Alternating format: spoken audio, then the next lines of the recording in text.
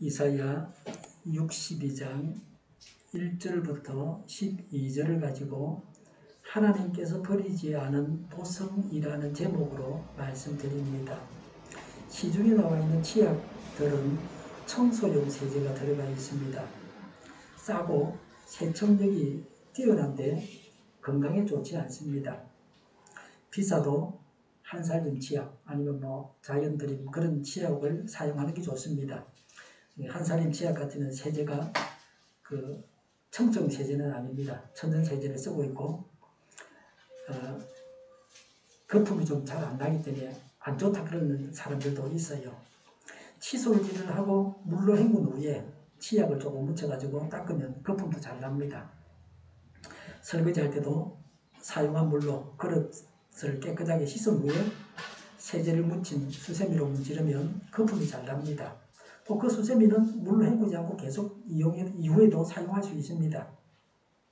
저 같으면 치약은 평상시에는 잘 안 씁니다. 비린 것을 먹었을 때 사용하고 그 외에는 치약을 쓰지 않아도 됩니다. 연합뉴스에 의하면 올겨울 미국과 유럽 등 서구권에서 코로나19와 독감이 동시에 유행하는 트윈데믹에 대한 우려가 커지고 있습니다. 작년까지만 해도 코로나만 유행을 하고 그 덕에 독감은 자취를 감췄습니다. 그런데 올해는 다릅니다. 코로나가 유행을 하면서 독감도 같이 유행하고 있습니다. 유럽 각국에서 소강 상태였던 코로나19 유행이 다시 확산 조짐을 보이는 가운데 미국의 코로나19 대응을 이끌어온 앤서니 파우치 국립알레르기전염병연구소 소장은 올겨울 트윈데믹 가능성을 경고했습니다. 다른 신문에서는 독감이 이미 유행하고 있다고 했습니다. 영유아에게서 독감 환자가 많이 발생하고 있습니다. 감기, 또 새롭게 발견되는 바이러스에 의한 호흡기 질환들이 많이 생기고 있습니다. 코로나는 1년 내내 유행합니다. 그런데 겨울이 더 심합니다. 파우치가 올 겨울에 지독한 코로나 변이가 나올 수 있다고 했습니다. 많은 분들이 코로나는 이제 지나갔다고 생각하는데요. 그래서 백신 이제 안 맞아도 된다고 생각합니다. 이제 코로나가 끝나가는데 마지막까지 제대로 해야 됩니다. 저는 5차 코로나 백신을 지난 수요일 12일을 맞았습니다. 하루 이틀 약한 가슴 통증이 있었습니다. 이제는 팔도 아프지 않습니다. 아픈 곳이 없습니다. 왼쪽 팔에 맞았는데 왼쪽 팔을 아래로 해서 뭐로 누워도 아프지 않습니다. 코로나 백신을 맞는 것이 대책입니다. 코로나 백신을 맞고 독감 백신도 맞아야 됩니다. 코로나 백신은 예약을 해야 맞을 수 있습니다. 독감 백신은 10월 중에 맞으면 됩니다. 연세에 따라서 맞는 날이 정해져 있습니다. 언제 이후라고 정해져 있죠. 백신은 월, 화, 수 오후 3시 이전에 맞으라고 합니다. 아마 주사를 맞고 바로 밤이 되거나 주말이 되면 병원에 가기가 곤란하기 때문인 것 같습니다. 주중에 늘 근무를 해야 되는 분들 같으면 직장에서 맞게 해주면 좋을 것 같은데 말이죠. 예약을 해야 됩니까? 코로나는 예약해야 되고 독감은 예약 안 해도 됩니다. 그냥 가서 맞으면 되고요. 코로나는 늘 있는 건 아니고 그 병원마다 되는 날이 있어요. 그래서 미리 예약을 해야 돼요. 젊은 사람을 통해서 예약할 수도 있어요. 네. 이사야 62장 1절에 시온의 의가 빛처럼 드러나고 예루살렘의 구원이 햇불처럼 나타날 때까지 시온을 격려해야 하므로 내가 잠잠하지 않겠고 예루살렘이 구원받기까지 내가 쉬지 않겠다고 했습니다. 시온 백성과 하나님과의 영광스러운 관계의 회복을 예언적으로 노래하고 있습니다. 하나님의 종은 시온의 구원을 위해서 최선을 다할 것임을 선언했습니다. 시온의 회복을 위해서 다시 한번 보정하십니다. 정의와 구원은 같은 말입니다. 시온과 예루살렘도 같은 말입니다. 반복함으로 시온의 회복을 강조하고 있습니다. 빛과 햇불도 같은 말입니다. 시온의 회복이 눈으로 볼 수 있도록 드러날 것임을 강조하고 있습니다. 우리도 쉬지 않는 열정으로 하나님을 위하여 교회를 위해서 일하고 있습니까? 그 열정이 나의 안락과 세상에서의 성공만을 위해 쓰여지고 있지는 않습니까? 2절에 이방 나라들이 내게서 의가 이루어지는 것을 볼 것이다. 왕이 내가 받은 영광을 볼 것이다 라고 했습니다. 메시아가 오셔서 시온을 구원하셨으므로 그 결과로 모든 나라들이 시온의 구원을 눈으로 볼 것이라고 하는 말씀입니다. 앞절에서 빛같이 햇불같이라고 한 것은 구체적으로 설명한 것입니다. 앞절에서 빛같이 햇불같이라고 한 것을 구체적으로 설명한 겁니다. 정의와 영광이 같은 말입니다. 모두 구원에 포함된 것입니다. 2절에 사람들이 너를 부를 때 주님께서 내게 지어주신 새 이름으로 부를 것이다 라고 했습니다. 성경에서 이름은 그 대상의 모든 것을 대변하는 것입니다. 이름이 바뀐다는 것은 존재의 완전한 변화를 의미하는 것입니다. 메시아의 적극적인 사역으로 시온이 완전히 새로운 모습으로 변화될 것이라고 예언한 것입니다. 결국 마지막 날에 예수 그리스도의 구속 사역으로 말미암아 제2의 압제에서 해방된 성도들이 새롭게 변화되어서 새 하늘과 새 땅에 살며 새 이름을 받게 될 것을 예언한 것입니다. 3절에 또한 너는 주님의 손에 들려있는 아름다운 멸류관이 될 것이며 하나님의 손바닥에 모여있는 왕관이 될 것이다 라고 했습니다. 회복된 시온의 가치와 지위를 말하고 있습니다. 시온은 여호와에게 있어서 참으로 값진 멸류관이 될 것입니다. 왕의 위엄을 상징하는 왕관이 될 것이라는 것입니다. 하나님께서 시온을 매우 가치 있는 존재로 여기시고 온 세상에 근무하는 위치로 높이시고 보호하신다는 것을 암시하고 있습니다. 장차 세워질 영적 이스라엘 교회는 결코 시들지 않는 영광의 멸류관을 부여받게 된다는 것입니다. 이것은 베드로서 2장 9절에 하나님께서 성도를 왕같은 제사장으로 부르셨다고 하는 것과 일맥상통합니다. 우리 믿는 자들이 다 이렇게 값진 존재입니다. 교회가 참으로 고귀합니다. 4절에 다시는 어느 누구도 너를 두고 버림받은 자라고 하지 않을 것이며 다시는 너의 땅을 일컬어 버림받은 아내라고 하지 않을 것이다 라고 했습니다. 시온의 회복을 부부관계에 비하여 두 가지 부정과 두 가지 긍정으로 표현합니다. 버림받은 자는 남편에게 버림받은 아내를 말합니다. 하나님의 징계를 받아서 바벨론으로 포로로 잡혀갔던 이스라엘 백성의 비참한 상태를 염두에 둔 표현입니다. 항무지 역시 바벨론의 침략으로 황폐해진 시온을 말합니다. 버림받은 자나 항무지는 하나님의 손의 왕관과 대조를 이루는 말입니다. 하나님께서 교회를 영원히 버리지 않으실 것임을 예언한 것입니다. 4절에 오직 너를 하나님께서 좋아하시는 여인이라고 부르고 내 땅을 결혼한 여인이라고 부를 것이니 이는 주님께서 너를 좋아하시며 내 땅을 아내로 맞아주는 신랑과 같이 되실 것이기 때문이다 라고 했습니다. 하나님께서 좋아하시는 여인은 간주에 보니까 헵시바라고 했습니다. 헵시바는 히스기야 왕비의 이름입니다. 헵시바의 뜻은 나의 기쁨이 그녀에게 있다입니다. 아름다운 신부의 이름으로 통용된 것입니다. 결혼한 여인은 간주에 뷸라라고 했습니다. 뷸라는 결혼한 여자라는 뜻입니다. 성경에서 이스라엘을 향한 하나님의 사랑을 표현할 때 자주 사용된 표현입니다. 호세 2장 19절에 하나님은 은총과 긍휼로 이스라엘에게 장가 드셨습니다. 하나님은 과거에 버림받은 이스라엘을 다시 정상적인 관계로 회복시키셨습니다. 이와 같이 자신들의 죄로 인해서 세상에서 버림받은 자와 같은 이스라엘을 단정한 신부로 성격시켜주신 하나님의 은총을 우리 성도들도 동일하게 받고 있습니다. 하나님께서 성도를 이렇게 부르시는 것처럼 부부나 사랑하는 사이에는 가급적 자주 이런 솔직한 애정 표현이 있어야 합니다. 그래야 애정이 자라고 오해가 없어집니다. 우리는 이런 사랑의 고백을 듣고 있습니까? 이런 사랑 고백을 하고 있습니까? 5절에 총각이 처녀와 결혼하듯이 너의 아들들이 너와 결혼하며 신랑이 신부를 반기듯이 내 하나님께서 너를 반기실 것이다 라고 했습니다. 너의 아들들은 간주에 보면은 히브리어 자음 본문의 발음을 달리하여 너를 지으신 분께서로 번역하는 역분들이 있다고 했습니다. 너희 아들들은 하나님이십니다. 4절을 보다 명확하게 설명하고 있습니다. 총각과 처녀, 신랑과 신부라는 구체적인 용어를 사용해서 그 관계성을 보다 명확하게 하고 있습니다. 하나님과 하나님의 백성의 관계를 상징적으로 표현한 것입니다. 구약과 신약 모두에서 이렇게 표현합니다. 본절의 관계점은 범죄하여 버림받은 시온을 하나님께서 처녀를 아내로 맞는 신랑과 같은 기쁨으로 다시 맞아들이신다고 합니다. 실로 하나님의 모하신 자비와 긍휼에서 이렇게 하셨습니다. 이 예언은 궁극적으로 교회에서 성취됩니다. 교회는 구원받은 자입니다. 교회는 그리스도의 신부입니다. 교회는 하나님께서 지으셨고 하나님께서 기뻐하시는 존재입니다. 하나님은 성도를 뜨겁게 사랑하십니다. 총각이 처녀의 마음을 얻기 위해서 애타게 두드리듯이 예수님은 그렇게 애타게 우리의 마음을 두드리십니다. 신랑 되신 예수님께 마음문을 열고 예수님을 영접해야 합니다.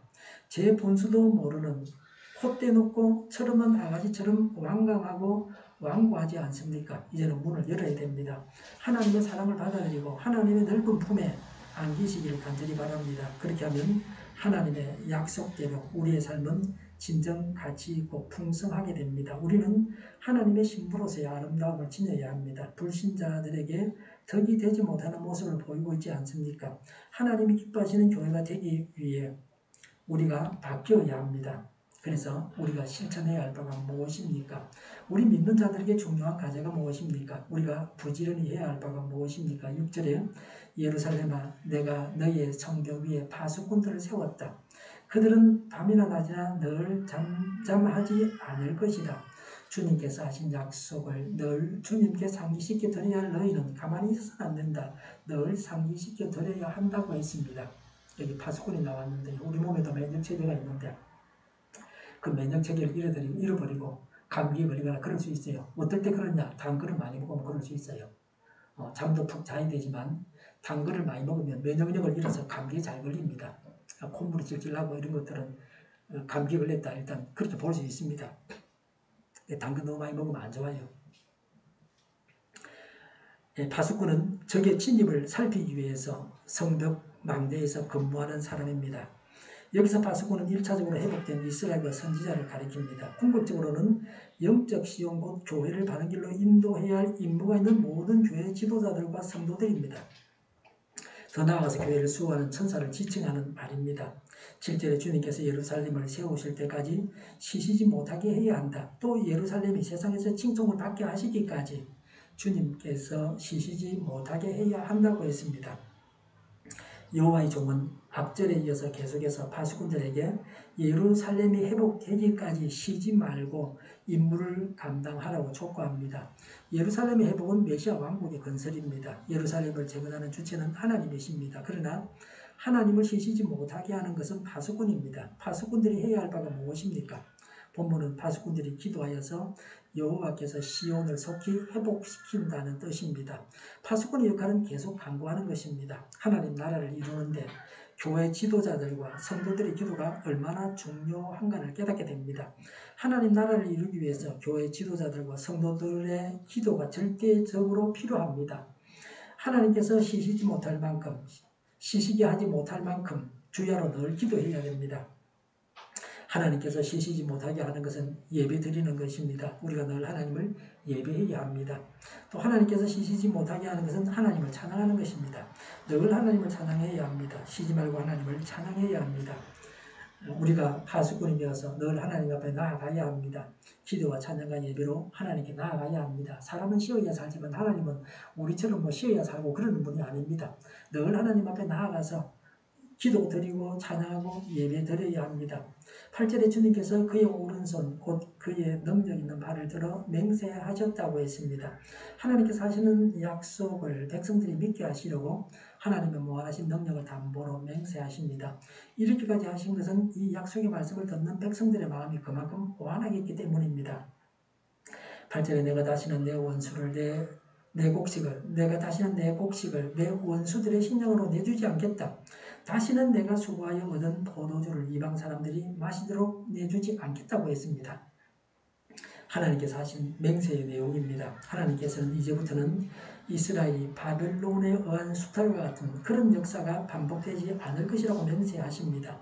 하나님의 말씀에 순종하는 백성에게 임하는 하나님의 보호하심을 말씀하고 있습니다. 하나님의 백성이 아무렇게나 살아도 무조건 보호하신다는 말씀은 아닙니다. 유대인들은 예수님을 거절해서 예루살렘이 멸망하고 나라가 없어졌습니다. 2000년간 나라가 없었습니다.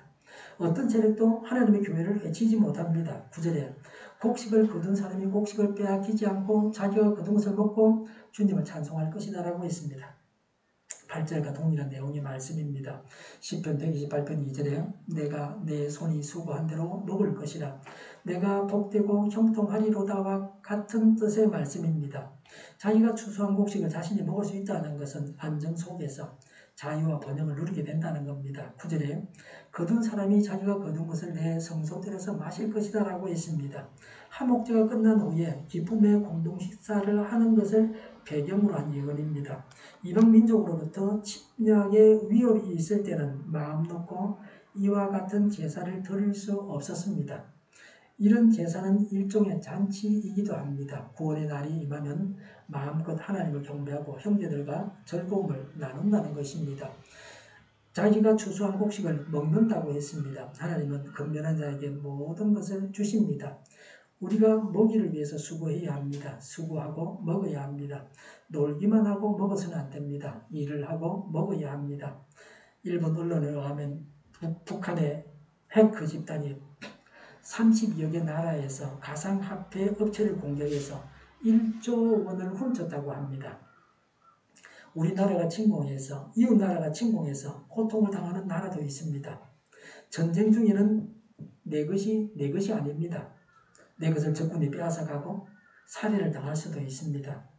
자기 것을 남에게 빼앗기는 경우가 허다하게 있습니다. 전화를 잘 안 받으면 계속 통화 중이면 혹시라도 전화로 피싱을 당하고 있나 뭐 그런 염려를 하게 되는 세상입니다. 뭐 똑똑한 사람도 걸리고 의사도 걸리고 전문가도 걸립니다. 자기 것을 빼앗기지 않는 것이 복입니다.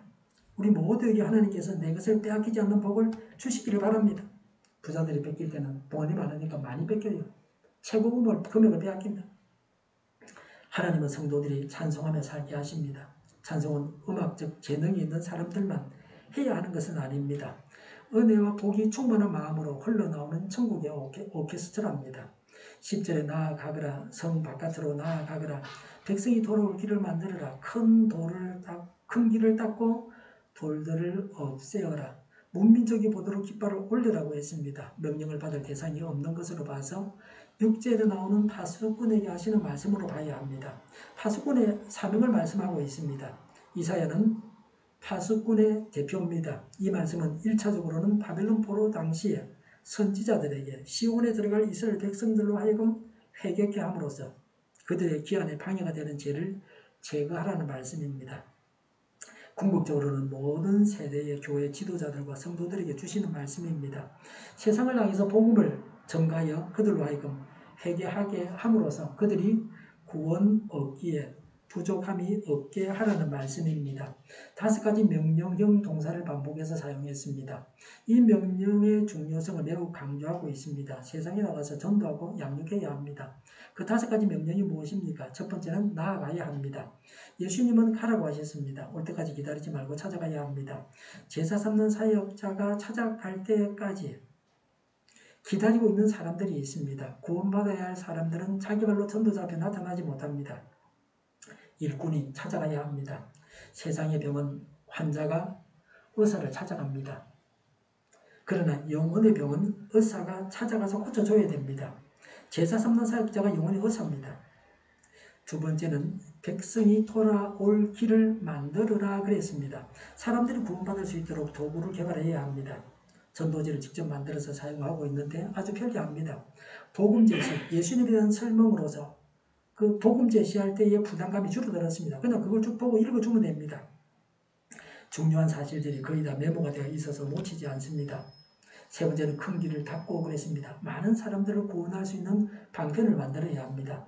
사람의 노력으로 구원의 길을 넓게 열 수 있습니다. 복음 제시 전도지를 사용하면 전도하고 나서 전도를 받은 사람에게 전도하라고 말하기가 쉽습니다. 더 많은 사람에게 전도할 수 있습니다. 누구나 마음먹으면 전도할 수 있습니다. 네 번째, 돌들을 없애어라고 했습니다. 돌이 있으면 백성들이 시온으로 돌아오는 길이 어려워지게 됩니다.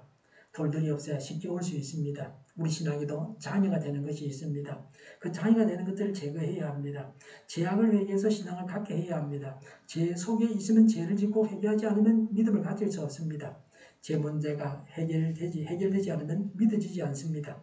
믿어지는 은총 안에 거하기 위해서 돌을 제거해서 믿는 은총 안에 거해야 합니다. 다섯 번째는 민족이 보도록 깃발을 올려라고 했습니다. 누구나 깃발을 보고 나아갈 방향을 정할 수 있습니다. 우리가 복음의 깃발을 높이 쳐들어야 됩니다. 여기에 구원이 있다고, 여기에 복음이 있다고 분명하게 쳐들어야 합니다.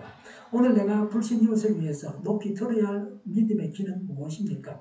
성도로서 전적으로 하나님을 의지하는 모습, 악한 세대를 따르지 않고 탐욕을 자제하는 모습, 성도학을 이기는 모습, 인내와 간응의 모습, 사랑의 모습, 전도하고 양육하는 모습, 이런 것들입니다. 11절에 보아라, 주님께서 땅끝까지 선포하신다. 딸 시온에게 일러 주어라, 보아라, 너의 구원자가 오신다. 그가 구원한 백성을 데리고 오신다. 그가 찾은 백성을 앞장 세우고 오신다고 했습니다. 이스라엘의 해방과 회복을 보증하시기 위해서 하나님께서 모든 이런 민족들로 하여금 시온에게 내 구원이 임한다고 외치라고 명하십니다. 당시 이스라엘 백성들이 하나님의 약속을 믿지 못하고 있었다는 것입니다. 본래 이스라엘은 제사장 나라입니다. 이방 민족의 구원을 선포해야 하는데 본문에서 그 역할이 바뀐 것입니다. 그러나 하나님께서는 자기 백성을 사랑하셔서 이와 같은 방법을 사용하셔서라도 그 구원 계획을 알리고 확정하십니다. 여기서 구원자가 오신다는 것은 1차적으로 바벨론 포로에서 해방을 말합니다. 궁극적으로는 죄에서 인류를 구원하실 구속자의 강림을 가리킵니다. 예수님이 오시는 것을 말하죠. 12절에 사람들은 그들을 거룩한 분의 백성이라 부르며 주님께서 속량하신 백성이라고 부를 것이다. 사람들은 너 예루살렘을 하나님께서 사랑한 도성이라고 부르며 하나님께서 버리지 않은 도성이라고 부를 것이다 라고 했습니다.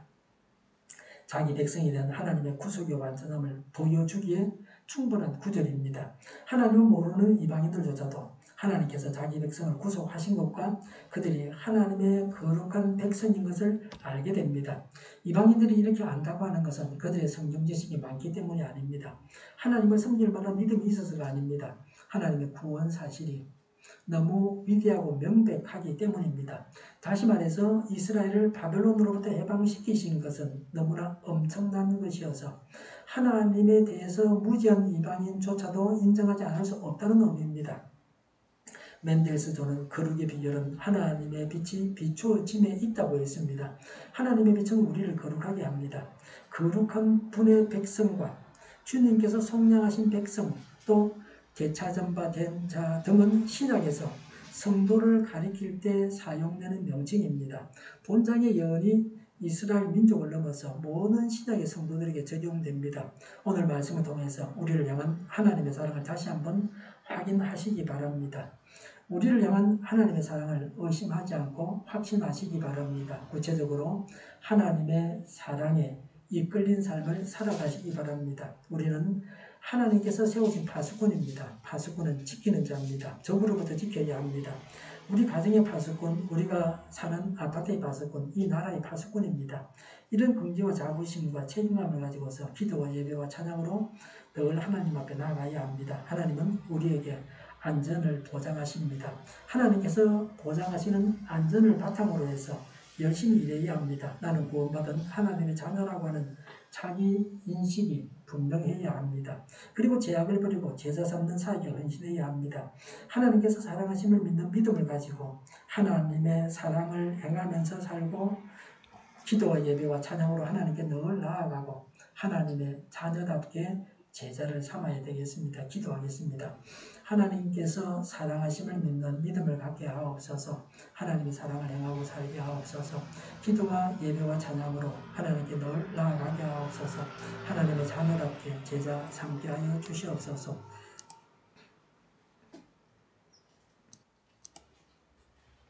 정의가 강물처럼 흘러가게 하여 주시옵소서. 교회가 분열되지 않고 하나가 되게 하여 주시옵소서. 교회가 한 목소리를 내게 하여 주시옵소서. 약속을 죽이는 강제력이 사라지게 하옵소서. 죄를 인권이라고 하는 악한 교회들과 모든 종교와 단체들이 사라지게 하여 주시옵소서. 주사파와 공산당과 이적 단체들이 사라지게 하옵소서. 악한 언론과 악한 국회의원과 악한 단체들이 사라지게 하여 주시옵소서. 하나님을 대적하는 법과 있어서는 안 될 법을 만들지 않게 하옵소서. 이스라엘 법을 폐기하지 않게 하여 주시옵소서. 일하는 자들이 정당한 대우를 받게 하옵소서. 놀고 먹는 자가 없게 하여 주시옵소서. 일을 만드는 자가 아니고 일을 하는 자가 되게 하여 주시옵소서. 코로나 치료제를 비싸게 파는 제약에서는 사라지게 하여 주시옵소서. 코로나 치료제를 필요로 하는 모든 자가 복용할 수 있게 하여 주시옵소서.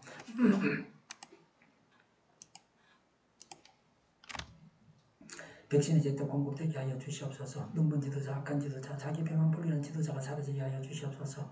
앞을 보고 선한 것을 분별해서 알고 앞길을 제시하고 섬기는 지도자만 있게 하여 주시옵소서. 하나님께서 주신 권세로 섬기는 자가 강해지게 하여 주시옵소서. 지도자들과 이 백성들에게 선한 것을 분별할 수 있는 지혜를 주옵소서. 업무 방해가 없게 하시고 업무에 충실하게 하여 주시옵소서. 망할 사업들을 망하게 하시고 흥미할 사업들을 흥하게 하옵소서. 망할 사업들을 붙들다가 나라가 망하지 않게 하여 주시옵소서. 망할 자가 망하고 흥할 자가 흥하게 하여 주시옵소서. 망할 나라가 망하고 흥할 나라가 흥하게 하여 주시옵소서.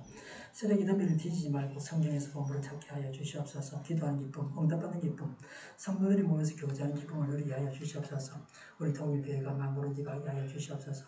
저희의 간절한 간구에 응답하여 주시옵소서.